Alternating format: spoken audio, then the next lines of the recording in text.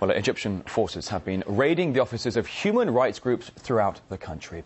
Reports say soldiers stopped employees leaving and interrogated them while searching their computers. Let's get more now from RT's Maria Fanoshina, who's just across the sea in Turkey. Maria, good to see you. So what exactly do we know about what's been going on?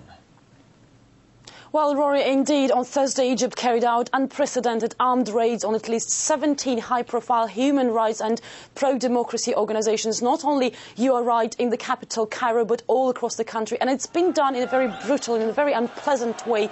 Policemen and soldiers swept into offices, interrogated people, didn't let anybody in or out, didn't actually let the people make calls to their relatives, and eventually seized computers and documents from the offices. Among those targeted organizations were the US government-funded National Democratic Institute, the International Republican Institute, whose chairman is Republican Senator John McCain, and Freedom House. So, as you can see, NGOs sponsored from abroad, especially from America, have been targeted.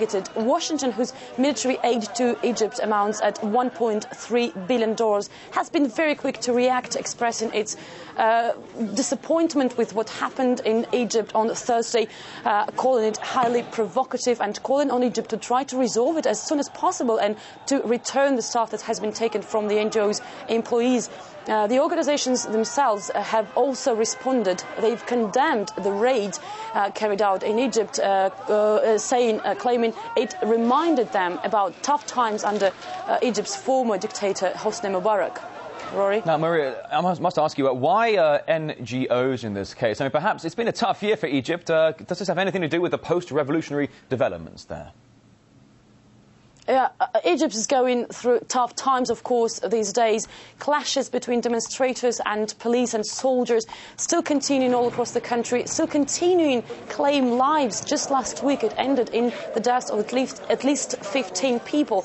And these days, Supreme Council of Military Forces, Egypt's new authorities, often criticised for being too slow and too undetermined in promised democratic reforms, are struggling to cling to power, very sensitive about any influence, especially from abroad, and very sensitive about control, and they're trying to keep the power and to control everything. And of course, as part of this, as you wish, paranoia, they might suspect these organizations, especially NGOs sponsored from abroad, from America, of supporting and maybe of even sponsoring supporters all across Egypt. Rory? All right, RT's Maria Fanoshina there live in Istanbul. Thank you.